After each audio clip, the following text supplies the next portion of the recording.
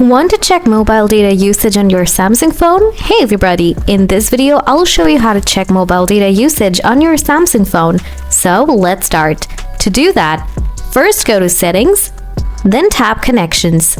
Scroll down, tap Data Usage, scroll down again, then tap Mobile Data Usage. After that, scroll down and check which apps you're using most mobile data. Now open up any app like Facebook to deep check. After that, you will see how much mobile data is used in Facebook foreground or Facebook background. So that's it. Hope you find this video useful. Then don't forget to drop a thumbs up. If you have anything to know, don't hesitate to ask in the comments box below. Thanks for watching. See you in the next video.